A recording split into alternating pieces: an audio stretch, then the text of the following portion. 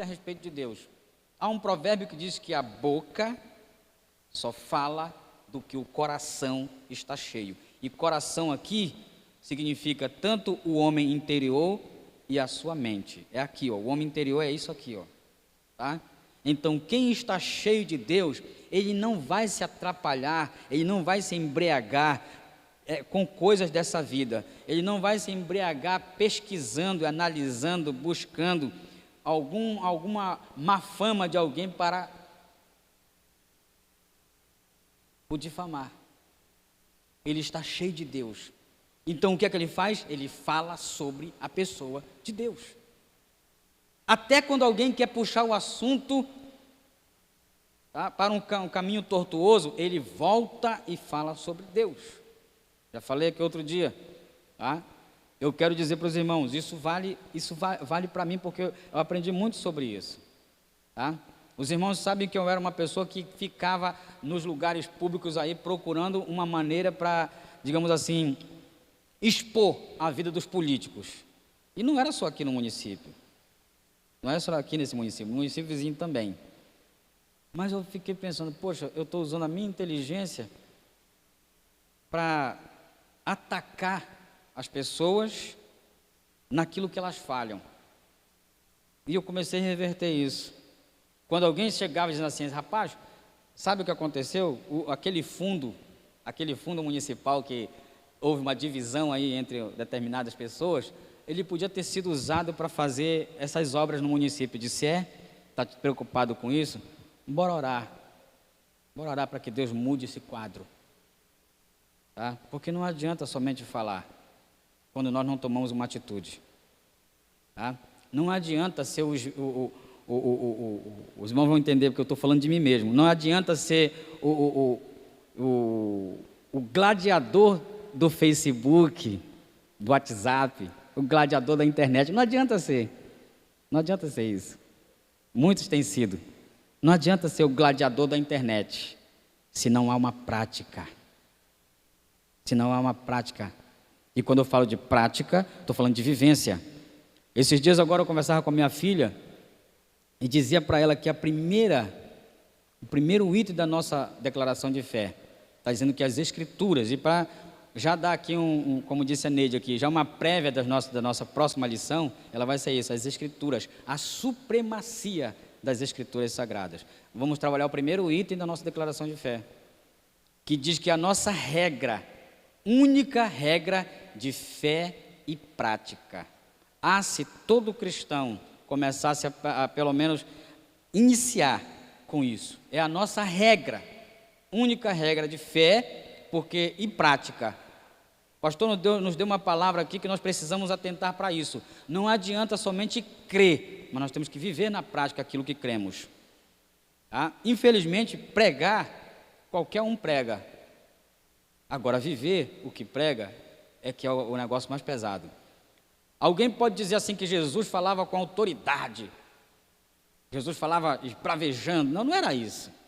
A autoridade de Jesus era que ele pregava aquilo que ele vivia. Antes dele pregar, ele já tinha vivenciado aquilo.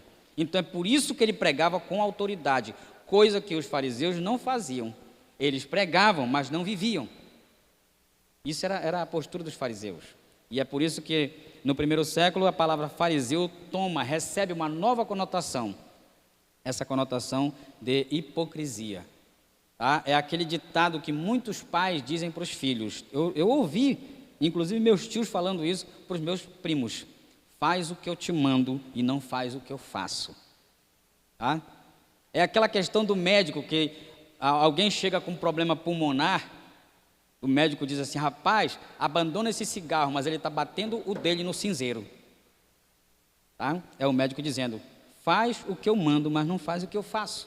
Muitos cristãos andam dessa forma, infelizmente. Tá? Para fazer a obra de Deus, é preciso viver na plenitude do Espírito Santo. O objetivo geral, vou dizer apenas o geral, porque os específicos é o de cada item, de cada esboço. Conscientizar que é preciso viver a plenitude do Espírito Santo para fazer a obra de Deus. E o que é fazer a obra de Deus? É crer. É crer em Cristo. Se alguém pensa diferente, não é isso. Tá? Está na Bíblia, irmão Antônio? Está na Bíblia, capítulo 6 de João. É crer no Cristo. Essa é a obra de Deus. E quando eu creio e eu passo a vivenciar, aí eu prego aquilo para que outros venham a crer. E outros vindo a crer, tá? Eles vão continuar o processo, tá? De fazer a pregação novamente, para que outros venham e cada vez mais se multipliquem. Quem? Os discípulos de Cristo, não os meus. Tá? Eu estava falando essa semana que o primeiro discípulo de Cristo que eu fiz é o meu próprio filho. Se eu não conseguir fazer o meu filho ser um discípulo de Cristo, não dá para fazer mais ninguém. Tá? Infelizmente não dá. Essa é uma palavra que há muito tempo o pastor José Gonçalves, quando ele estudava, a professora dele disse isso. Se você se tornou pastor, se você se tornou um pregador e você não consegue discipular a sua própria família, caia fora, você não está dentro do contexto. Tá? Alguém pode até criticar Moisés, ou seja, Noé. Noé pregou durante muitos anos. Não há registro na Bíblia que outra pessoa entrou na arca, mas a sua família entrou. E com aquelas 8 pessoas, tá? Os teus 3 filhos, as suas 3 noras, ele e a sua esposa, 8 pessoas repovoaram o mundo. Entenderam? A família de Noé. Apenas ela. E se não tivesse levado nem a família, como é que ficava? Estava complicado, né? E quem era Noé? Está na Bíblia. Um apregoeiro da justiça. Tá? Então, que nós possamos discipular pelo menos a nossa família. Pelo menos isso. Tá? Se cada um de nós assumirmos o papel de sacerdote em casa, com certeza nós teremos uma igreja forte, porque teremos famílias fortes. Está no contexto também quando o pastor José Gonçalves falou sobre isso. Esses são nossos tópicos, mas vamos passar aqui. Movido pelo Espírito Santo, ele não estava movido por outra, não era outra motivação de Paulo. Estou pulando, irmãos, tá? Para não lermos todo, mas movido pelo Espírito Santo, o apóstolo Paulo passou a ter como missão de vida, dar testemunho de Jesus Cristo e provar que Ele é o Cristo. Entenderam agora o que João fala?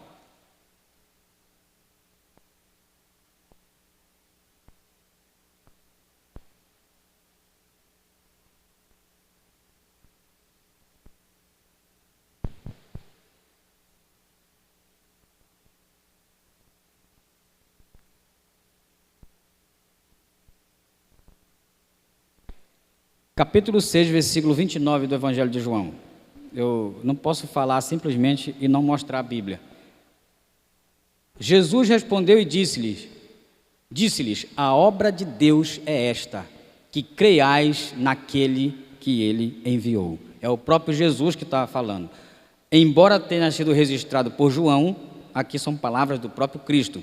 A obra de Deus é esta, que creiais naquele que enviou. Então, crer, e quando eu creio, eu passo a praticar essa fé, porque é uma regra de fé e prática. Não adianta apenas crer, tem que vivenciar, tem que praticar. E aí que eu vou ter uma nova vida. Tá? É isso que ele vai falar, que ele já falou anteriormente para Nicodemos, nascer de novo. Tá? E o nascer de novo aqui, como eu disse para os irmãos, é nascer do alto. Tá? Por quê?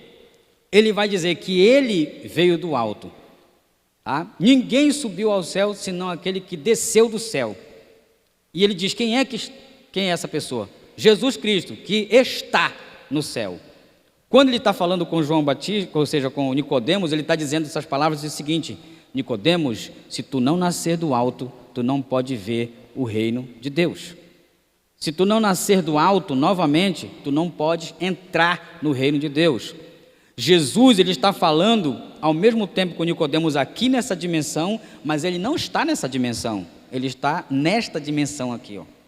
É por isso que ele começa a falar de coisas celestiais e Nicodemos não entende, porque Nicodemos está nessa dimensão. Nicodemos, ele fala de novo nascimento, Nicodemos pensa no primeiro nascimento. Mas como um homem velho pode entrar novamente no ventre da sua mãe e nascer outra vez? Disse, Nicodemos, né? Ou seja, tem muita gente que ouve a maneira certa, a pregação certa, da pessoa certa, mas ele está na dimensão errada. É por isso que quando nós estivermos estudando a palavra, analisando a palavra, nós temos que estar na dimensão do alto, para que nós possamos compreender. Agora, como é que compreende? Somente tendo um novo nascimento. É isso que Paulo vai falar. E não vos conformeis com este século, com este mundo, com esse sistema, com essa dimensão, mas transformai-vos pela renovação do vosso entendimento, para que experimenteis qual seja a boa, agradável e perfeita vontade de Deus. Sabe o que é a vontade de Deus? Está lá na oração sacerdotal. Tá? Quando ele diz, seja feita a tua vontade aqui na terra, como lá no céu. Lá no céu é feita a vontade de Deus, mas aqui na terra nem sempre. Nem sempre. É por isso a oração de Jesus pedindo que aconteça isso. Que a vontade dele seja feita tanto aqui, agora nós vamos para a parábola do semeador. Aqui na terra, estou falando dessa terra aqui, ó. Porque quando a gente fala terra, tem gente que pensa que é esse chão aqui, não é. Seja feita a tua vontade aqui na terra, como lá no céu. Como, irmão Antônio? Porque a parábola do semeador diz que a terra é o coração de cada pessoa que recebe a palavra. A palavra veio de onde? Do alto. Tá? E dependendo de como essa terra recebe a palavra, é que ela vai frutificar ou não. Tá? Continuando.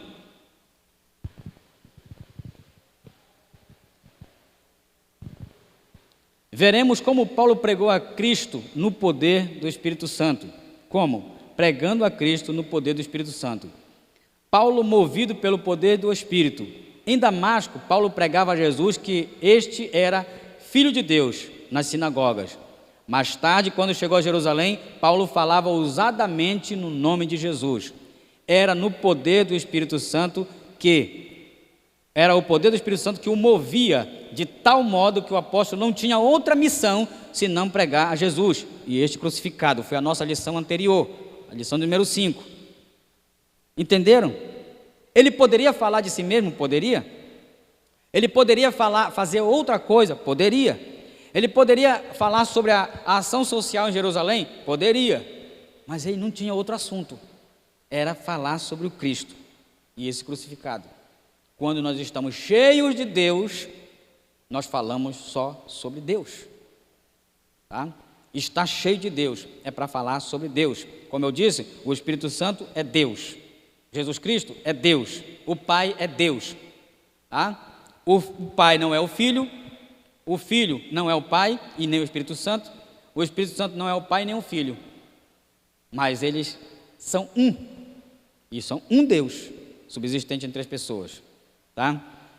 Continuando, nós vamos ver aqui como ele fazia isso. A minha palavra e a minha pregação não consistiram em palavras persuasivas de sabedoria humana, ou seja, não é filosofia que eu prego. Não é filosofia. Ele poderia falar muito sobre a filosofia judaica. Ele poderia. Ele, como um bom estudioso da palavra, ele poderia encher tudo isso. Ele poderia ter feito isso.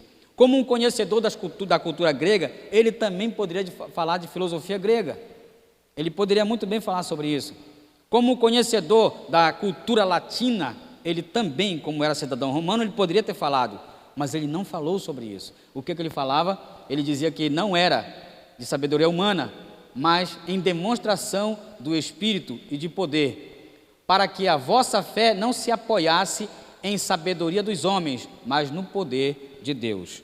Não adianta ter uma fé apoiada em sabedoria, em conhecimentos humanos. O que é que devemos fazer é pregar a palavra e deixar que o Espírito Santo haja. E ele vai agir. Não adianta tentarmos persuadir as pessoas. Tá? Não é persuasão. Porque o que é persuadir, irmão Antoniel? Persuadir é não deixar a pessoa refletir. É você forçar a pessoa a aceitar aquilo que ela não quer. E o que é a persuasão? é abandonar a reflexão, abandonar o raciocínio e agora obrigar alguém a fazer aquilo que ele não quer. Tá? Então nós precisamos atentar para isso. Paulo, ele não fazia dessa forma, ele pregava Cristo e este crucificado. Tá? Continuando, mais um versículo, porque Deus não nos deu o espírito de temor, mas de fortaleza e de amor e de moderação. Quando ele fala aqui, não nos deu o espírito de temor, ele está dizendo aqui, ele não nos deu um espírito de timidez, ele não nos deu um espírito de covardia, tá? Mas foi ousadia, intrepidez e poder. Mas de quem? Tá? Do Espírito Santo. Mas o espírito que? De fortaleza, é um espírito de intrepidez, ousadia e de poder. Ele está fazendo uma referência aqui ao Espírito Santo. É esse o espírito que ele nos deu, para que não venhamos a nos acovardar de pregar a palavra. Mas tem mais ainda. E não vos embriagueis com vinho, o versículo que eu citei agora há pouco, em que há contenda, mas enchei-vos do Espírito. Enchei-vos do Espírito. A ideia de continuidade. Estejam sempre cheios, estejam sempre mantendo. Sabe o que é isso? Uma alusão lá a Deuteronômio, quando diz que o fogo não se apagará, tá, do altar. Tá? Ele não deveria se apagar. É essa a questão. E o que é estar cheio do Espírito? Ele está falando aqui com letra maiúscula, é uma referência ao Espírito Santo. Por isso que eu citei o Espírito Santo, tá? É sempre estar buscando Deus todo o tempo. É sempre estar ali se alimentando da palavra todo o tempo. É sempre estar conectado com Cristo todo o tempo. É sempre estar na dependência do Espírito Santo em todo o tempo. Isso é estar buscando sempre estar cheio de Deus. Tá? O caminho de pregação, com alguma reserva, Paulo foi acolhido na igreja mãe. Está entre aspas, aqui está a nossa lição, tudo isso. Tá? É o segundo item. E todos ouviram seu testemunho, e sem intimidar, ele pregava ousadamente. Paulo recebeu uma revelação de que deveria sair de Jerusalém. Ok. Nesse contexto, o que Paulo chegou? Paulo chegou com alguns irmãos, tá? E com certeza com o principal dos irmãos ali era Barnabé, que o levou à igreja, porque eles estavam um pouco tímidos em recebê-lo, receosos, vamos dizer assim, em recebê-lo, pensando que ele era mais um infiltrado. Estamos falando na linguagem para que os irmãos entendam, pensando que ele era mais um infiltrado para caçá-los. Então é por isso a reserva da igreja em Jerusalém, e é por isso que Barnabé o acompanha, tá? Para que ele chegue a Jerusalém, ele, claro, não foi bem recebido. Nós estamos vendo ali, ele foi recebido com alguma reserva. Alguns estavam receosos. Nós sabemos que a palavra transforma, que o Senhor liberta, que Ele muda vidas. Mas nós, seres humanos, sempre temos um certo receio, não é? Aquilo que nós estamos observando em alguém. Às vezes uma pessoa gosta de mexer as coisas, não é isso? Essa analogia quem fez foi o pastor Aguinaldo Betti. A pessoa gosta de mexer alguma coisa, ele aceita Jesus como Salvador, ele agora é uma nova criatura, mas nós, seres humanos, às vezes temos receio de deixar essa pessoa com determinada coisa, um objeto nosso, né? Porque a gente tem uma certa reserva. Não foi diferente com Paulo, ele era um perseguidor, tá? Ele concordou na morte de Estevão. Ele já havia aprisionado, espancado e até matado outros cristãos. Ele vai confessar isso nas Escrituras, tá? Então, esta foi a reserva da igreja. Agora tem um porém, tá? Ele não permanece lá. Esta situação vai levá-lo a sair para evangelizar outras coisas, outras pessoas, outras localidades, tá? Assim que se alguém está em Cristo, nova criatura é. As coisas velhas já passaram, eis que tudo se fez novo. Paulo, ele aplica isso a ele mesmo, por causa do receio que a igreja havia tido, a reserva que a igreja havia tido em recebê-lo, tá? Então ele aplica isso a ele mesmo, para que nós venhamos entender. Ele pode mudar vidas, o Senhor muda vidas. Ele pode mudar comportamentos, Ele muda comportamentos. Ele nos faz uma nova criatura. A questão é que muitas vezes nós, seres humanos, não acreditamos na conversão de alguém. como Paulo também, né, foi rejeitado por determinados irmãos da igreja. Tá? Agora, o que ele faz isso? É uma defesa daqueles novos convertidos, que nós precisamos entender. Embora a pessoa praticou muitos atos ilícitos, a partir daquele momento, ela precisa ser enxergada agora como um cristão. Por quê? Porque quem fez a mudança nele não foram palavras filosóficas, foi o poder de Deus. E é isso que nós precisamos crer, é isso que nós precisamos acreditar. Tá? Paulo e suas 2 viagens missionárias. Nós temos na primeira viagem, e nós vamos entender que há conflitos quando Deus, mesmo quando Deus esteja no negócio, há conflitos, nós vamos perceber que sim. Olha só, primeira viagem, Paulo acompanhado e assistido por Barnabé, visitaram Antioquia, Chipre, Listra e Icônio. Ele sai de Antioquia, vem para Chipre, vem para Listra e faz a viagem contrária aqui até Derbe, tá? E volta novamente para Antioquia. Os irmãos percebem a seta indo e voltando pelo mesmo caminho, tá? Ele levou quem? Barnabé. O que nós aprendemos com isso? Nós aprendemos que não podemos estar sós. Ninguém trabalha só. Todos nós precisamos de ajuda um do outro. Nós não somos autossuficientes. Nós precisamos uns dos outros. Não adianta tentarmos fazer só. Não adianta. Tá? Porque de alguma forma nós não estaremos só. Nós precisamos ser humildes o suficiente e admitir que precisamos de ajuda, da ajuda de alguém. Tá? Eu disse que vai acontecer conflitos? Irá acontecer conflitos. Olha só. Chamou a si os 12 e começou a enviá-los de 2 a 2 e deu-lhes poder sobre os espíritos imundos. Marcos 6:7. O próprio Senhor chamou os 12 e enviou de 12 a 12, de 2 em 2. Para quê? Para que eles não fossem só. Nós precisamos atentar a isso. Ele já deu aqui como é que tem que ser a pregação do Evangelho. Não pode ser só. Não, eu vou fazer. Tá? Independente que alguém queira. Não existe isso. Nós precisamos atentar. Precisamos de ajuda. Tá? E quando tentamos só, eu lembro que o meu cunhado, o Osés, ele gostava muito. Acho que ele gosta ainda. Eu não vejo muito ele ouvir, mas ele gosta. Acho que é a só ele gostava muito de ouvir J. Neto. Não tente sozinho, você não vai conseguir. Não dá para ir só. Tá? Nós temos mais ainda a Bíblia. Melhor é serem 2 do que 1, porque tem melhor paga do seu trabalho. Porque se um cair, o outro levanta o seu companheiro. Mas ai do que estiver só, pois caindo não haverá outro que o levante. Eclesiastes 4, 9 e 10. Nós precisamos uns dos outros. Nós até cantamos com as crianças. Nós cantamos, né, com os adolescentes. Eu preciso de você, você precisa de mim. Agora olha só. Nós precisamos de Cristo até o fim. Nós precisamos uns dos outros. Na lição nós estamos aprendendo que mesmo que Paulo fosse esse homem tão capacitado, cheio de conhecimento, ele poderia ter dito assim, eu vou só. Não, ele levou sempre um acompanhante. Nós vamos ver um conflito agora, de uma separação? Vamos, mas ele não vai só. Ele vai ter sempre uma pessoa. E nós vamos ver futuramente este conflito sendo resolvido. Tá? Na segunda viagem, o que vai acontecer? Paulo e Barnabé voltaram a Antioquia, porque a igreja dessa cidade havia crescido e se tornou um ponto de partida para visitar outras cidades. Ou seja, Antioquia virou uma agência missionária, seria uma agência agora que estava mandando missionários. A igreja cresceu e ela está enviando pessoas.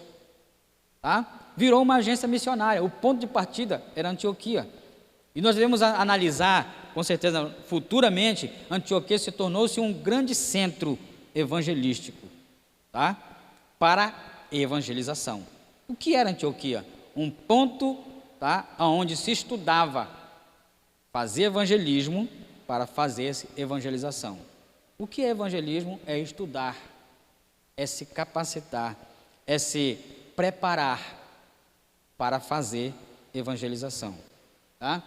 E ele passa por onde? Agora ele entra Listra, Troades, Filipos, Tessalônica, Bereia, Atenas, Corinto e Éfeso. Ele aumenta, observem que na primeira viagem ele chega nesse ponto aqui, tá? Até aqui, e retorna. Agora ele alcança uma outra área, e bem maior, partindo sempre de onde?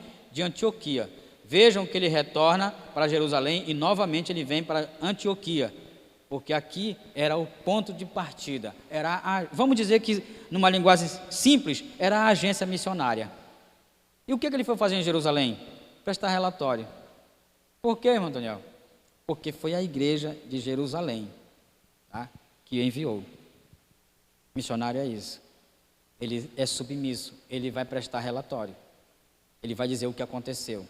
É só nós lermos os textos que vai estar explícito isso, tá? Mas o que ocorre nesse contexto, na verdade pareceu-me bem, tá? Pareceu bem ao Espírito Santo e a nós não vos impor mais encargo algum, senão estas coisas necessárias. Sempre que eles faziam alguma coisa, tinham o quê? A orientação do Espírito Santo. Novamente, nós não saímos do texto, dizemos que ele estava acompanhado, mas sempre na direção do Espírito Santo. Quem é que separa? Quem é que manda? O que a igreja estava fazendo quando eles receberam uma palavra para separar Paulo e Barnabé? Eles estavam orando e jejuando, e o Espírito falou com a igreja, disse assim, ó, separa-me Paulo e Barnabé. Foi o Espírito Santo que falou, tá? Continuando, a síntese desse tópico diz assim, nas suas viagens missionárias, o Espírito Santo moveu Paulo no caminho da pregação, sempre o Espírito Santo movendo. O argumento de Paulo sobre a plenitude do Espírito, vamos ver agora o segundo tópico, nosso tempo está dentro do contexto ainda. Paulo aclara o ensino sobre a plenitude do Espírito. Quando Paulo voltou a Éfeso, tá, deparou-se com um grupo de discípulos que seguiam o ensino de Apolo e foram batizados com o Espírito Santo, com o batismo de arrependimento. Foram batizados com o batismo de arrependimento de João. Eles haviam crido em Cristo, mas nada sabiam da experiência do Pentecoste. O que era que, provavelmente, nós vamos ver daqui mais adiante, provavelmente Apolo, como eu disse, era um pregador excelente. Ele tinha muito conhecimento, ele tinha eloquência, tá? Ele pregava. Deixa eu dizer uma coisa para você, ele já tinha o Espírito Santo? Claro que tinha, irmãos. Ele não era revestido de poder, tá? Todas as pessoas que aceitam a Cristo como Salvador, vou dizer assim, era para ter. Se realmente houve uma aceitação e não digamos assim, aquela obrigação de alguém ter arrastado-o para cá.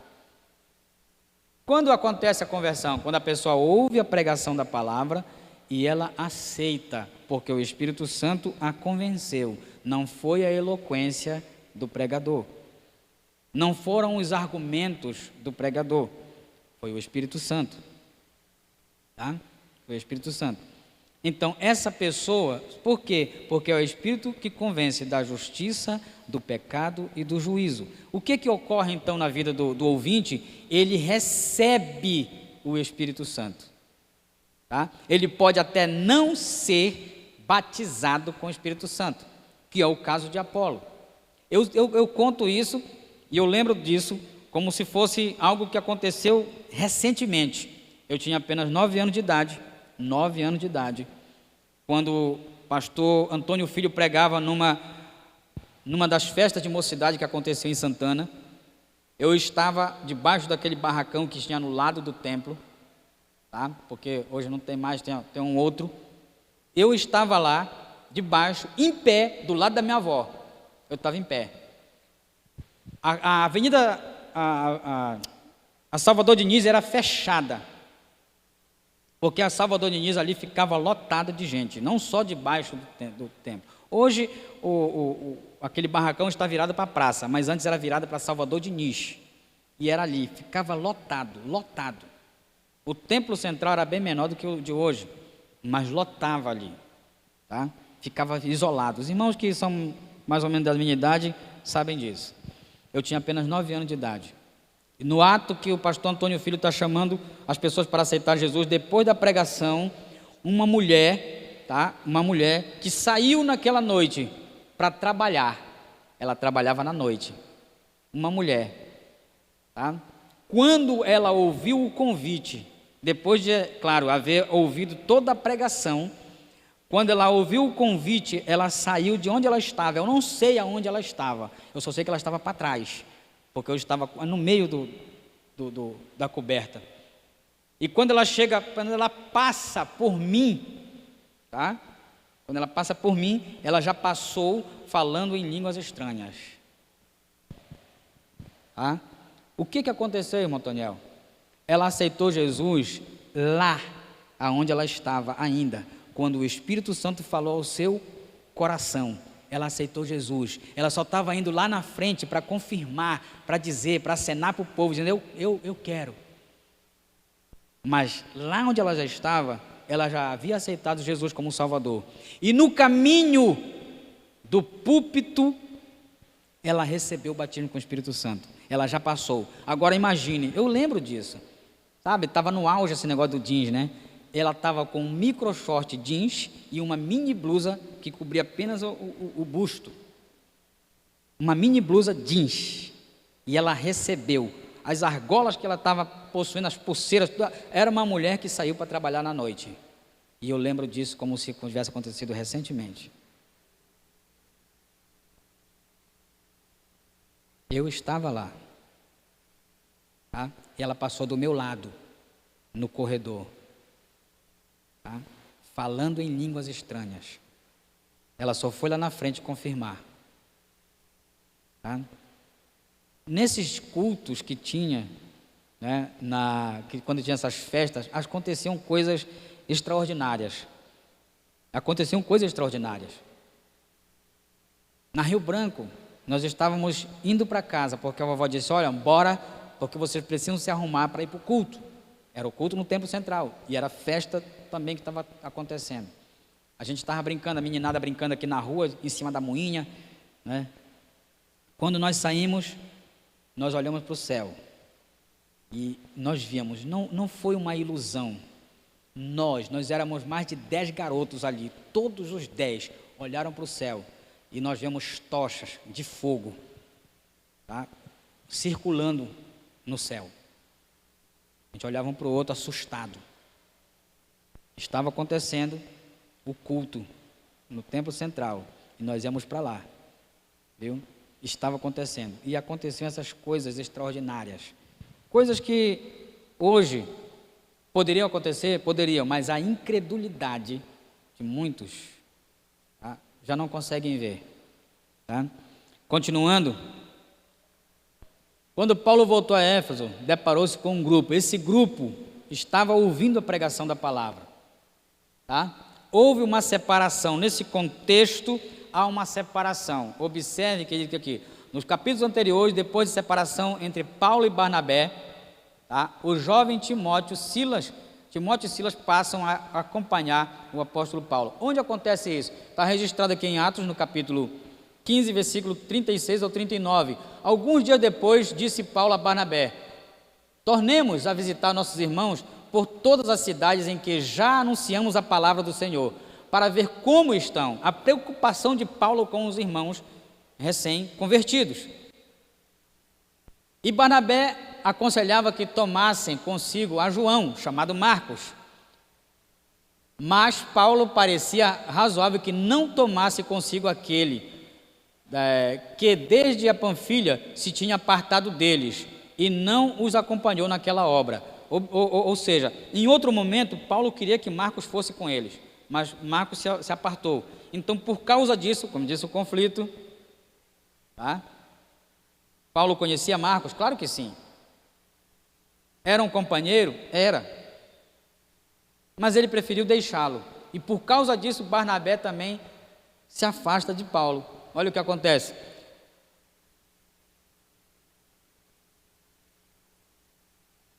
E tal contenda houve entre eles. Ele quem? Entre Paulo e Barnabé, que se apartaram um do outro. Barnabé, levando consigo a Marcos, navegou para Chipre, ou seja, ele foi para outro lugar.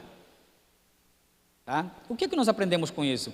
É que na obra do Senhor haverá conflitos sim, e nós vamos contornar os conflitos, tá? Mas ele não vai só. Não deu para ir os 4, mas 2 foram com Paulo. Ele não quis levar Marcos nesse contexto. Barnabé também o abandona, o deixa, mas ele leva consigo. Nova lição, novamente volto àquela parte. Não dá para ir só, não dá para fazer só. Nós sempre dependemos de alguém. E Paulo vai depender daqui a pouco desse mesmo cidadão. Olha o que ele vai dizer aqui. Marcos, útil para o ministério. Nós sabemos que nesse contexto ele não quis levar. E por causa disso até Barnabé se afastou dele. Mas outro contexto, Paulo já estava aqui, ó. Procura vir ter comigo. Ele está falando para Timóteo. Procura vir ter comigo, porque Demas me desamparou, amando o presente século. Ou seja, ele está falando aqui de forma implícita que o Demas se desviou, tá? Abandonou a fé, apostatou. Continuando, tá? E foi para Tessalônica, Crescente para Galácia. O Crescente aqui é outra pessoa, tá, irmãos? Para Galácia. Tito para Dalmácia. Só Lucas está comigo. Ele está pedindo ajuda de quem? De Timóteo. Lucas está com ele. Toma Marcos e traze-o comigo, porque me é útil, muito, muito, muito útil para o ministério. Ele sabe do potencial de Marcos. Embora naquele momento ele não quisesse levar Marcos, mas agora ele está precisando de Marcos. E ele ainda diz assim, ele poderia ter dito que ele era útil, mas ele disse, ele me é muito útil para o ministério. Ou seja, a dependência é de outros irmãos. Nós precisamos uns dos outros. Tá? Essa é uma lição que precisamos aprender. Nós precisamos uns dos outros. Para quê, irmão Toniel? Para continuarmos propagando o Evangelho. Tá? Mais uma. Paulo era gente como a gente, tá? Por que ele fez isso? Por que ele apartou Marcos no primeiro momento? Porque ele era humano. Por que acontecem os conflitos? Porque nós somos seres humanos. São cabeças diferentes, mentes diferentes. A referência de Tiago mostra isso. A gente pensa que Elias era um homem, não. Ele também era humano como a gente. Olha o que ele vai dizer. Elias era homem sujeito às mesmas paixões que nós. Tá? Só tem um porém. Orando, pediu que não chovesse. E por 3 anos e 6 meses não choveu sobre a terra. E orou outra vez. E o céu deu chuva. E a terra produziu seu fruto. O que ele quer dizer com isso? Que nós, como seres humanos, embora haja conflitos, mas nós podemos contornar os conflitos e depois, tá, nos chegarmos para Deus e Ele resolve as situações. Tá? O pastor cita aqui, quando ele estava citando essa questão da resolução de conflitos. Entrega, não dá, a situação está difícil, já tentou a primeira vez, tentou a segunda vez, a pessoa não quis. Entrega o teu caminho ao Senhor, confia nele e o mais Ele fará. E dentro desse contexto também estão as resoluções de conflitos. Nós precisamos atentar para isso. O que nós aprendemos é que Paulo era, embora um homem cheio do Espírito Santo, um homem cheio de Deus, um homem cheio de conhecimento, mas continua sendo um ser humano, assim como Elias era um ser humano. Tá? Nós vamos ver conflitos internos com Elias mais tarde, depois de enfrentar, tá? Presta atenção, 850 profetas, porque 450 eram só de Baal e de Aserá mais 400. Então eram 850 profetas. Depois de enfrentá-los, ele fica frustrado com a perseguição de Jezabel. Era um homem, tá? Era um homem. Era um homem. E nós precisamos atentar para isso. Nós precisamos, sim, uns dos outros. E ainda vai dizer, a frustração de Elias foi tanto que ele diz, Senhor, mataram todos os teus profetas e só eu fiquei. Entenderam agora a solidão de Elias? Por quê? Porque era um homem. Ele disse, te acalma, Elias. ainda tem 7.000. Claro que é um número de grandeza, tá? Depois a gente pode explicar sobre isso. Ainda tem 7.000 que não se dobraram e nem beijaram Baal. Ou seja, não praticaram a idolatria que tu observa no povo. Tá? Ainda tem muitos para nos acompanhar. Ainda tem muitos para nos fazer companhia. Nós não estamos sós. Tá? É esta a lição que nós recebemos disso tudo. Continuando, Paulo em Éfeso e a mensagem do arrependimento. Olha só, para mim eu tinha colocado 3 R's ali. Continuando ainda no primeiro tópico do segundo esboço. Ele chegou em Éfeso, ele ouviu a pregação, ele viu ali o Apolo pregando. Agora ele vai falar para eles, tá? Algo mais. Ele falou sobre o arrependimento de João, o batismo do arrependimento, mas ele vai falar sobre outro batismo. Tá? Mas quem pregou sobre isso? Foi só Paulo? Não. Nós vemos aqui João Batista, e eu gostaria que os irmãos acessassem a Bíblia. Gostaria da participação dos irmãos. Vamos lá, Mateus capítulo... O Evangelho segundo escreveu São Mateus, no capítulo 3. Tá? Ailton, pega aqui o microfone, o irmão pode fazer a leitura aí. Ailton, pega aqui o microfone, por favor. O Evangelho de Mateus, no capítulo 3, quem pregou sobre o arrependimento? Nós vamos ver isso na pessoa, qualquer irmão pode ler. Quem levantar a mão lá, tá? Qualquer irmão pode ler. Nós vamos ver isso no ministério de João. João capítulo 3, versículo 1. Moda aí. Olha só. É só para fazer uma interatividade com os irmãos.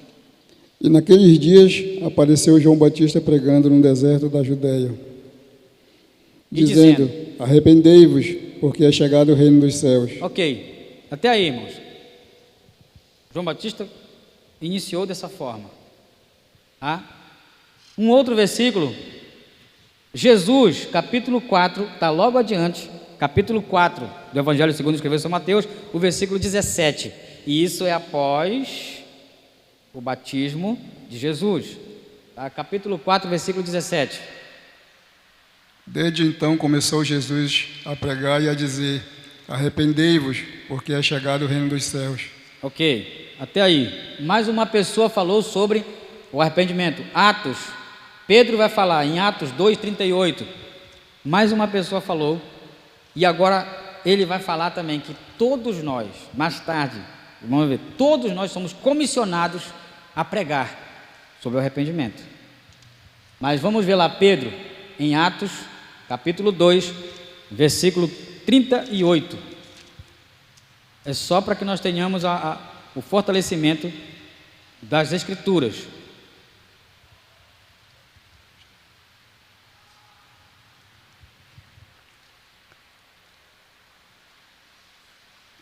E disse de Pedro: arrependei-vos, e cada um de vós seja batizado em nome de Jesus Cristo, para perdão dos pecados, e recebereis o dom do Espírito Santo. Ok.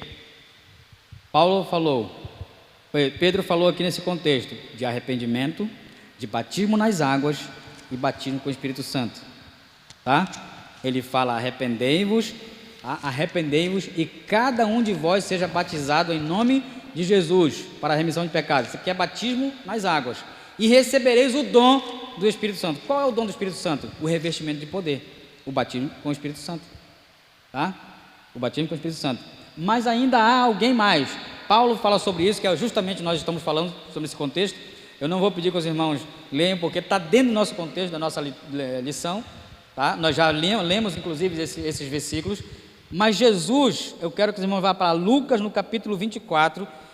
Tá? O Evangelho que segundo escreveu São Lucas, capítulo 24. A gente volta um pouquinho aqui. Tá? Capítulo 24, do versículo 44 ao... Lucas 24, do 44 ao 47. Olha o que Jesus diz. E isso aqui é para todos nós. Então, quem é que pode pregar? Todos nós podemos pregar. Sobre o que está aí, o que devemos pregar. Tá? E em seu nome se pregasse o arrependimento e a remissão dos pecados em todas as nações, começando por Jerusalém. E dessas coisas sois vós testemunhas. E eis que sobre vós envio a promessa de meu Pai. Ficai, porém, na cidade de Jerusalém, até que do alto seja revestido de poder. Ok. Eu vou pegar aqui do 44 em diante, tá, irmãos?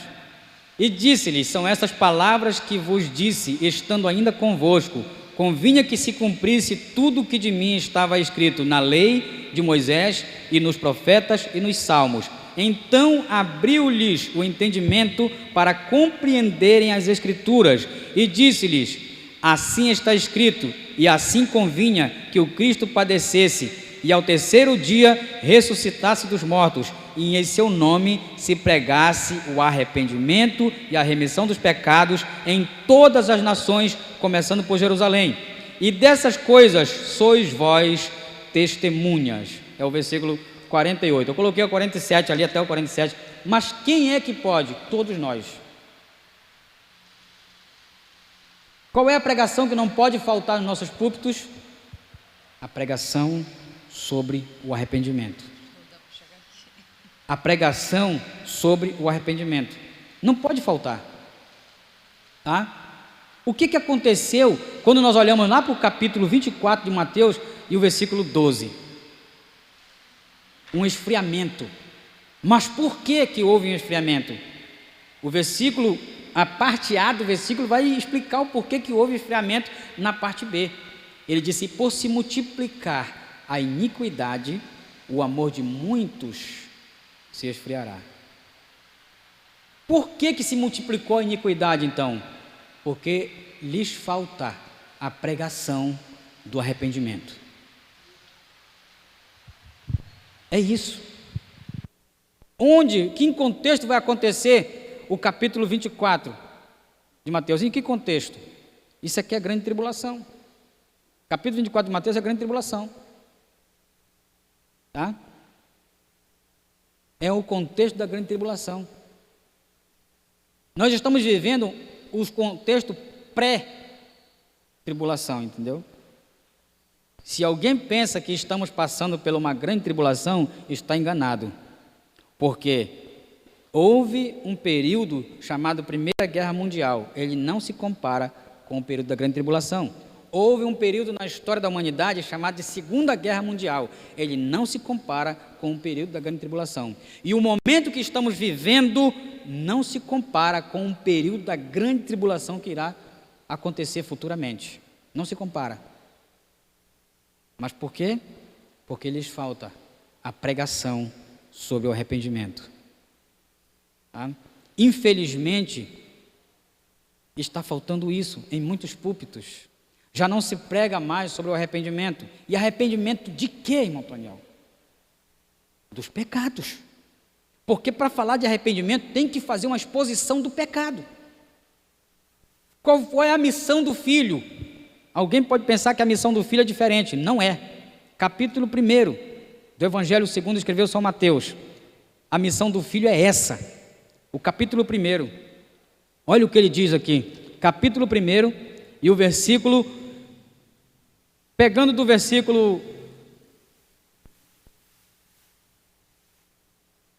21, capítulo 1 do Evangelho segundo escreveu São Mateus. Está aqui, a missão do filho é essa, não é outra. E ela dará à luz um filho, e lhe porás o nome de Jesus, porque ele salvará o seu povo dos seus pecados.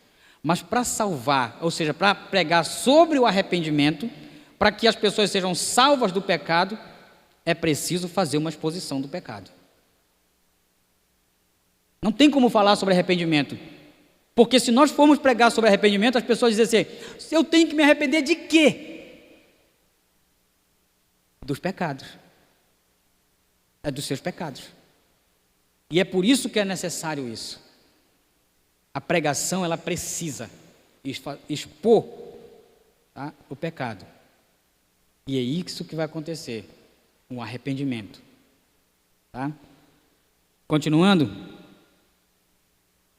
é preciso crer para receber o Espírito Santo. Ninguém recebe o Espírito Santo antes de crer em Cristo como Salvador.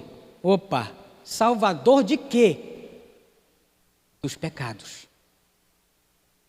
Não tem como eu dizer para alguém que Jesus é o teu Salvador. Ele vai dizer, me salvar de quê, rapaz? Não é do inferno. Tá? Não é do inferno.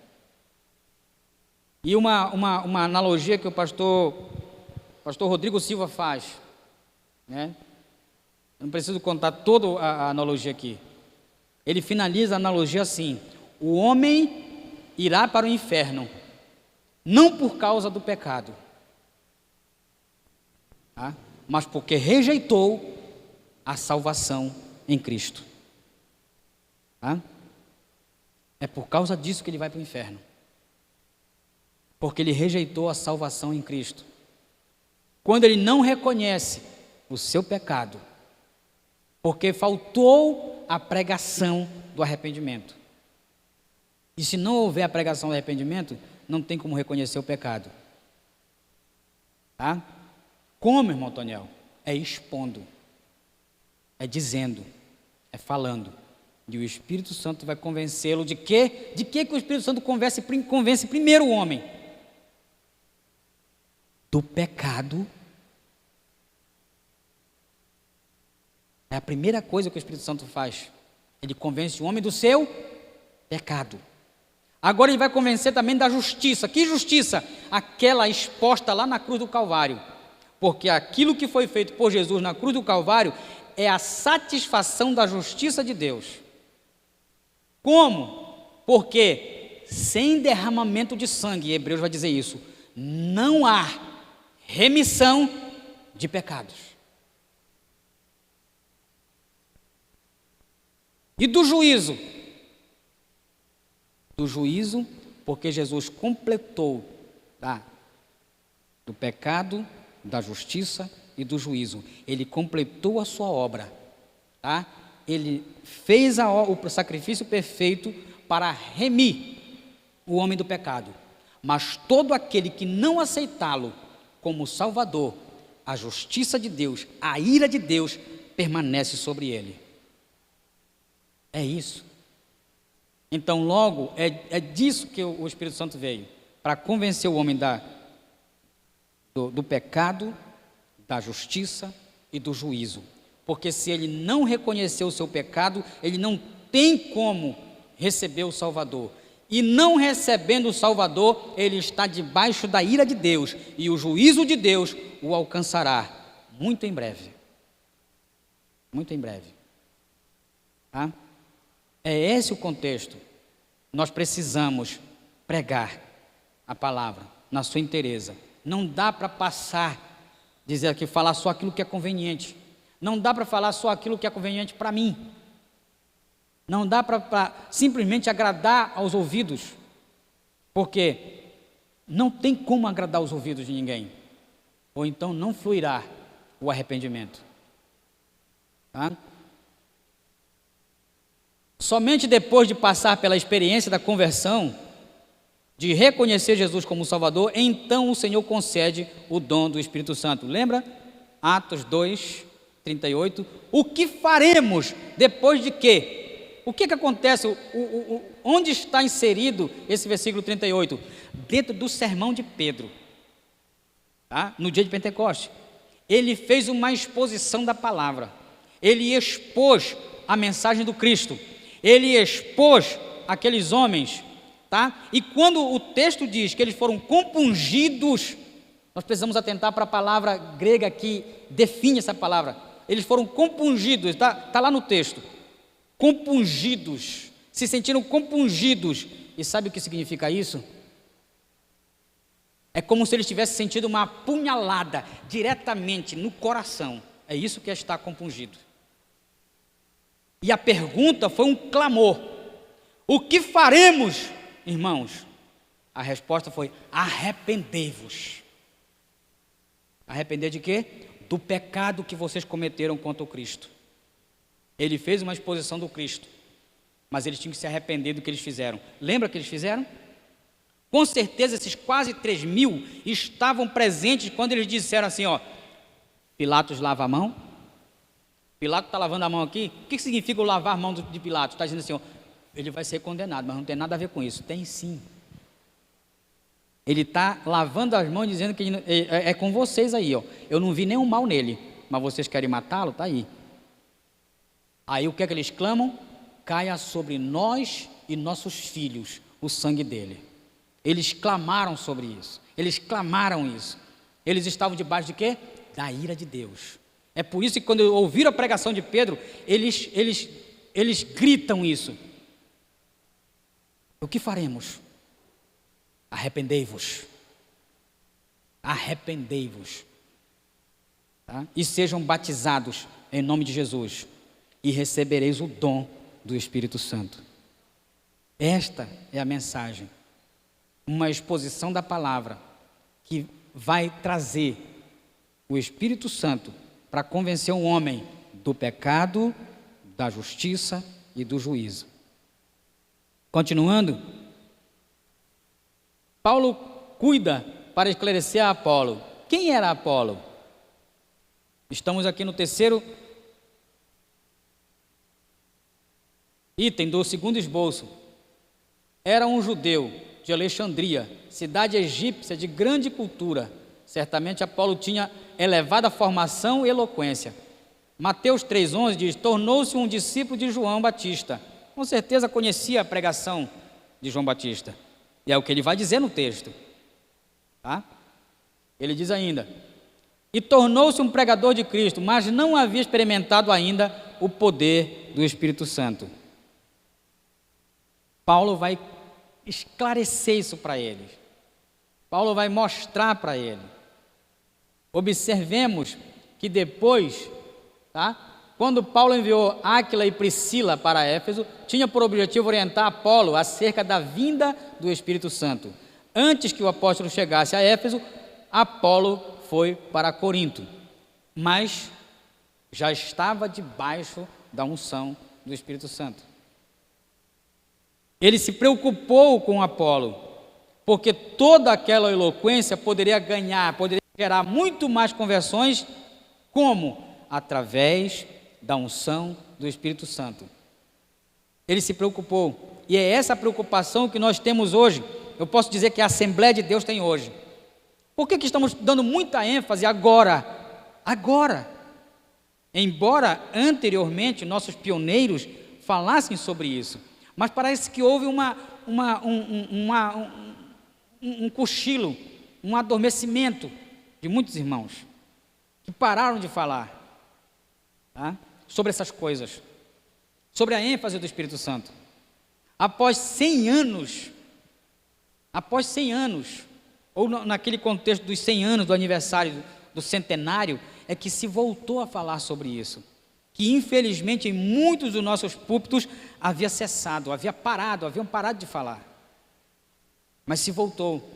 Hoje nós temos até muitos escritores falando, as nossas lições bíblicas vêm trazendo agora com mais ênfase tudo isso. Nós passamos por 2 lições anteriores que falavam muito sobre isso.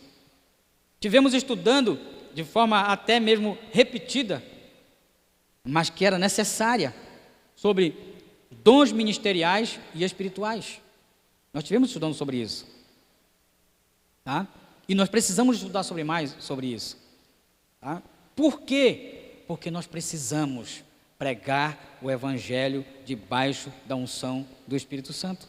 Agora, só poderemos fazer isso se tivermos o Espírito Santo, tá? Se formos revestidos para falarmos com mais ousadia, como ele queria que os discípulos fossem. Eles já tinham o Espírito Santo? Já tinham. Como eu disse, na conversão o cristão recebe o Espírito Santo. Agora, o revestimento de poder é outra coisa, que nós precisamos fomentar isso na igreja. Anteriormente, em alguns anos, e eu posso dizer isso aqui, há mais ou menos uns 17 ou até mesmo uns 16 anos atrás, tá? 15 anos atrás, vamos dizer assim, nós tínhamos crianças recebendo batismo com o Espírito Santo na nossa igreja, aqui mesmo, estou falando aqui, tá? O meu filho, recebeu o batismo com o Espírito Santo ainda criança. E eu sei que filhos de muitos irmãos receberam o batismo com o Espírito Santo ainda criança. Tá? Para que isso? Para que, irmão Antônio, ser batizado com o Espírito Santo? A resposta está na Bíblia. Mas recebereis a virtude do Espírito Santo, que há de vir sobre vós, e ser-me-eis testemunhas, tanto, isso é simultâneo, tanto em Jerusalém, como em toda a Judéia e Samaria e até os confins da terra.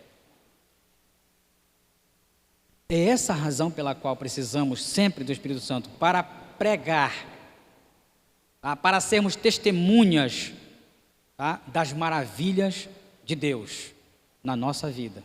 Nós somos testemunhas. O versículo termina dessa forma: e vós sois testemunhas dessas coisas. O versículo 48 fala isso, do capítulo 24 de Lucas. E vós sois testemunhas destas coisas. Nós precisamos atentar para tudo isso. A síntese do segundo tópico diz: o apóstolo Paulo cuidou para esclarecer a Apolo a respeito da plenitude do Espírito Santo. O tópico 3, a fonte de ensino de Paulo sobre o Espírito Santo aos Efésios. Qual era a fonte? Nós precisamos de algo. Não dá para ser outra coisa, irmãos. Tá? E como eu disse, nós vamos estar estudando no primeiro trimestre de 2022 as Escrituras, a supremacia das Escrituras. Tá? É o primeiro item da nossa declaração de fé. Tá? Cremos na inspiração verbal e plenária, e plena, completa da Bíblia Sagrada, única fonte de regra e prática para a nossa vida cristã. É esse o primeiro item da nossa declaração de fé. Então, se não cremos na Bíblia e não a praticarmos, não tem como pregar o Evangelho. Tá? Não tem como viver o Evangelho. Tá? As Escrituras como fonte de revelação sobre o Espírito Santo. Visto que Paulo era um erudito nas Escrituras, a sua primeira fonte de conhecimento acerca da divindade era a revelação do cânon do Antigo Testamento. Tá? O que é o cânon? É toda a coleção aqui, inspirada. Tá? É justamente isso. Havia, irmão Antônio, no primeiro século, já havia o Novo Testamento? Não. O Novo Testamento passa a ser produzido, tá? No primeiro século. O que era que havia então? Como é que Paulo falava? Ele falava das coisas espirituais. Como ele recebeu isso? Ele recebeu a revelação do que estava escrito. Ele começou a compreender. Lembra que naquele capítulo 24 de Mateus, abriram-se-lhes o entendimento para as Escrituras? Até então eles não tinham esse entendimento. O que Paulo vai receber? Nós estudamos na conversão dele aqui. Ele recebeu em 3 dias, como eu disse aqui, fiz uma observação. Em 3 dias Paulo recebeu aquilo que os discípulos, outros apóstolos, não receberam em 3 anos. Levaram 3 anos para receber aquilo que Paulo recebeu em 3 dias. O que acontece? Ele tem um encontro dramático com o Senhor no caminho de Damasco. Tá? Ele reconhece o Senhor no caminho de Damasco. Tá? Observe que antes de Salvador ele tem que ser Senhor da nossa vida, ele tem que estar no trono, ele tem que sentar, ele tem que ser Senhor. O que ocorre? Paulo está ali 3 dias orando e jejuando. Tá? Quantas e quantas vezes Jesus não chamou os discípulos para orar e eles os encontrava dormindo? 3 dias Paulo estava orando e jejuando. Tá? Em 3 dias. E aí quando Ananias chega lá, impõe a mão sobre ele, o que acontece? Lhes cai como escama dos olhos e ele recebe o batismo com o Espírito Santo. Em 3 anos os discípulos estavam em treinamento. Paulo passa 3 dias. Foi tudo muito rápido na vida de Paulo. 3 dias. Ele recebe o batismo com o Espírito Santo, com certeza logo depois o batismo nas águas, tá? E ele recebe o quê? A revelação de Deus a respeito de tudo que ele tinha, de tudo que ele pregava. Não é à toa que ele vai falar em Gálatas, que ele recebeu do Senhor. Não é à toa que ele vai dizer em Coríntios, porque eu recebi do Senhor o que também vos ensinei. Tá? Paulo vai dizer, olha, em Gálatas, não consultei nem carne nem sangue. Ele está dizendo assim, ó, eu não fui ter com nenhum dos apóstolos, eu não recebi orientação deles, eu recebi diretamente do Senhor. Paulo está dizendo aqui que ele recebeu de forma, uma revelação do que estava aqui, o quê? No cânon sagrado. Sua compreensão sobre Deus era monoteísta. A doutrina da Trindade no Antigo Testamento estava presente de forma subjetiva. Já estava presente a doutrina da Trindade? Claro que sim. Gênesis, tá? Capítulo 1, ele já expõe a Trindade. No princípio criou Deus os céus e a terra. A terra era sem forma e vazia. Havia trevas sobre a face do abismo, e o Espírito de Deus se movia sobre a face das águas. Era assim que estava. O que nós estamos vendo aqui? A Trindade. É a Trindade. Mas quando nós olhamos para o capítulo 1 de João, no versículo 1, ele vai dizer, no princípio era o verbo. Em outras palavras, o verbo estava com Deus. O verbo era Deus. Ele estava no princípio com Deus. Todas as coisas foram feitas por ele, e sem ele, nada do que foi feito se fez. E o versículo 14, o verbo se fez carne e habitou entre nós, e vimos a sua glória, como a glória do unigênito do Pai, cheio de graça e de verdade. Tá? João vai falar na primeira epístola, ele vai falar de essas coisas com outras palavras. Aquele que antes do princípio, tá? Aquele que era antes do princípio, aquele que nossos olhos viram e as nossas mãos tocaram da palavra da verdade. Ele vai dizer dessa forma, está falando de quem? Novamente, a Trindade sendo exposta aqui. E Paulo tinha esse conceito, Paulo recebeu dessas coisas, e agora ele tem essa revelação, e ele está falando de quem agora? Cristo. Porque quando ele está falando de Cristo, ele também está falando da Trindade. Por quê? Porque Jesus vai dizer que ele está no Pai e o Pai está nele. É essa a resposta que ele dá para Filipe: Senhor, mostra-nos o Pai, isso nos basta. Mas há tanto tempo estou convosco e não tendes me conhecido, quem vê a mim, vê o Pai. É isso.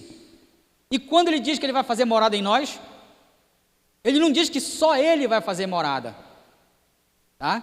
Ele disse, aquele que guarda os meus mandamentos, aquele que guarda, eu e o Pai, nós trabalharemos para ele. E sabe o que nós faremos? Nós fazemos morada nele. Nós temos a morada. Esse é o mistério que Paulo vai dizer para os Coríntios, que é o mistério da vida cristã, é ter o Cristo, ou seja, a Trindade habitando em nós. Quem é que habita em nós? O Espírito Santo. Mas nós dizemos, nós temos Jesus no coração, não é isso? Sim. Não, eu tenho Pai. Nós temos Deus em nós. Tá? E nós precisamos entender isso. Que agora, quando estivermos cheios de Deus, não há outra coisa mais a falar a não ser a respeito de Deus. Continuando. O Pentecoste como fonte de revelação do Espírito Santo. A segunda fonte reveladora do Espírito Santo era a experiência vivida pelo apóstolo no dia de Pentecoste. Em seguida, a sua própria experiência, quando foi cheio do Espírito Santo, depois da conversão. Ou seja, Paulo, 3 dias depois da sua conversão, 3 dias de ter um encontro com Jesus no caminho de Damasco, ele recebe o batismo com o Espírito Santo. Esta era a segunda fonte da sua pregação. A revelação, o batismo com o Espírito Santo, o poder do Espírito Santo. Não tem como ter outra coisa. Não dá para fazer de outra forma. Tá? Nós precisamos disso. Então, eu falava nas lições anteriores, nós precisamos ter um encontro com Jesus. Cada um de nós passaremos, se ainda não passamos, passaremos pelo caminho de Damasco. Tá? Cada um de nós terá um Ananias para impor as mãos sobre nós. Entenderam? Eu sei que isso vai muito mais além do que essas palavras que eu estou dizendo aqui. Cada um de nós, quando diz que eu preciso de um Ananias para impor a mão sobre mim, é que eu preciso estar debaixo de uma autoridade pastoral. Tá? Tem tudo a ver com isso aqui agora. Sei que não posso entrar em detalhes, tá? Nós precisamos uns dos outros e precisamos do Espírito Santo em nossa vida. Continuando, o Pentecoste como fonte ainda. Se o Antigo Testamento mostrava o Espírito Santo de forma subjetiva, o Novo Testamento, em especial o Pentecoste, revela a atuação do Espírito Santo de maneira objetiva e clara. Como eles viviam isso na prática agora? Eles não mais só falavam, mas eles vivenciavam.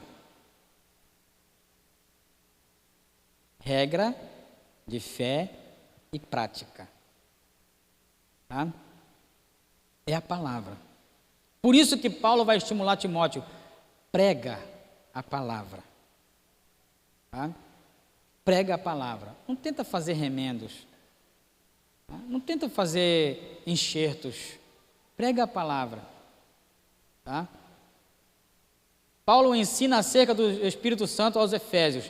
Ao ensinar sobre o Espírito Santo aos Efésios, Paulo não desfez a mensagem de João Batista, sobre o arrependimento, tá? Nem o de Apolo. Não. Ora por eles e impõe as mãos sobre suas cabeças e o Espírito Santo é derramado. E começaram a falar em línguas e a profetizar. Isso está acontecendo lá em Éfeso, na cidade de Éfeso, quando Paulo fala para eles sobre o Espírito Santo. Ele impõe a mão sobre eles. O que nós estamos precisando, irmãos? Nós precisamos disso. É um clamor que nós precisamos fazer. É um clamor que nós precisamos fazer para o Senhor, para que Ele nos dê isso, para que Ele faça isso conosco. Tá? Nós cantamos, inclusive, um hino da Aline Barros. Quero fazer valer Tua palavra em mim, para que o doente tenha onde se curar. Quero fazer valer Tua palavra em mim, para que o mundo saiba fazer conhecido que Tu és Senhor, Tu és Senhor, Tu és Senhor Jesus. Nós precisamos disso. A Assembleia de Deus no Brasil precisa clamar pelo poder do Espírito Santo, para que nós venhamos a impor as mãos sobre as pessoas, assim como Paulo fez, e eles recebam. Vejam que ele expôs para ele o que era o batismo com o Espírito Santo, mas ele não somente falou do batismo com o Espírito Santo, ele impôs a mão sobre eles, e eles receberam o batismo com o Espírito Santo. Foi Paulo que fez isso? Não. Quem é que batiza? É o Espírito Santo. E é por isso que precisamos ter, tá, o Espírito Santo, para que ele possa agir pela nossa vida. O que é que isso nos remete, irmão Antoniel? É que não acontece mágica, tá? Não é mágica. O Espírito Santo precisa de instrumentos para que ele possa usar. E os instrumentos somos nós. Paulo vai dizer que nós sejamos instrumentos de justiça. Aquilo que foi usado para o pecado, que seja agora usado como instrumento de justiça. Somos nós. E é isso que precisamos clamar. Já estudamos sobre os dons ministeriais, já estudamos sobre os dons espirituais, mas nós precisamos do Espírito Santo para para impor a mão sobre as pessoas e elas receberem. Não é chegar, como a gente vê naqueles movimentos. Não tem isso aqui. Tá? Não é fazer promessas infundadas, quando a gente vê em outros movimentos também. Quem quer receber o batismo do Espírito Santo? O pregador não vai fazer isso, é o Espírito Santo que faz. Aí a pessoa chega aqui na frente e começa a balançar a cabeça, recebe. Não tem isso. Ou então chega alguém, fala língua. Isso não existe. Não tem. Não acontece, porque isso não tem que partir de nós, é de Deus. Agora nós precisamos estar cheios de Deus. É essa orientação que Paulo dá aos Efésios: enchei-vos do Espírito, tá? Enchei-vos de Deus, para que Ele possa agir pela vida de vocês. Tá? Há pessoas que se aborrecem, inclusive, com uma situação dessa. Há pessoas que ficam frustradas porque não receberam, porque o pregador fez a promessa e ele não pode cumprir a promessa, porque a promessa foi feita por Cristo. Essa é a promessa do meu Pai. Ele refaz isso para nós, mas recebereis. Tá? Então, quem faz isso? Quem é que batiza? Tá? A resposta está em João, quando ele diz: olha, ei, vocês vêm a mim, mas eu só posso batizá-los nas águas. Mas no meio de vocês tem um que batiza com o Espírito Santo e com fogo. Ele aponta para quem? É para Cristo. Nós precisamos disso. Há um clamor nessas lições, há um clamor para que a igreja busque isso. A igreja precisa buscar isso. Nós precisamos buscar isso. Porque por enquanto, lamentavelmente eu digo que nós estamos ainda apenas no discurso. Lamentavelmente, nós precisamos fazer nossas crianças passarem por essa experiência. Nós precisamos fazer nossos adolescentes passarem por essa experiência. Nós precisamos que nossos jovens passem por essa experiência. Nós precisamos que os novos convertidos passem por essa experiência. Nós precisamos. E esse é o tratamento que só o Espírito Santo pode dar. E nós precisamos clamar a Ele por isso. Só Ele. Iniciou-se um grande avivamento na igreja de Éfeso. Essa experiência levou os discípulos de Efésios a anunciarem Jesus como Salvador e fez o quê? A igreja crescer. Mas o que, irmãos? A experiência com o Espírito Santo. O conhecimento, sim, mas acompanhado da experiência com o Espírito Santo. As Escrituras são a primeira fonte do Espírito, da revelação do Espírito, enquanto o Pentecoste é a segunda fonte. Tá? Só vou deixar aqui, pular todas as demais coisas, porque eu preciso deixar os créditos. Eu já disse que eu não quero passar sem os créditos. Há muito mais situações para nós falarmos, mas eu preciso deixar os créditos. Eu fiz alguns complementos nesse nosso slide aí, mas os créditos não são meus, tá? Quando foi isso, irmão Antoniel? Na segunda-feira eu preparei todo esse material. Na segunda-feira. Tá? Eu esperava, claro, a transmissão. Caleb está gravando ali um pouco da palavra. No poder do Espírito, o apóstolo Paulo, além de realizar curas e milagres em nome de Jesus, levou a igreja em Éfeso a espalhar o Evangelho de Cristo. À luz desse exemplo, precisamos resgatar a simplicidade da fé, buscando os sinais que demonstram o poder do Espírito Santo hoje. Essa é a nossa conclusão. Tá? Nós precisamos disso. Nós precisamos, a Assembleia de Deus precisa voltar aos seus princípios, tá? Para que nós venhamos ter uma mudança e possivelmente um avivamento no Brasil que vai desencadear pelo mundo, mas só debaixo da unção do Espírito Santo. Que Deus nos abençoe. Amém.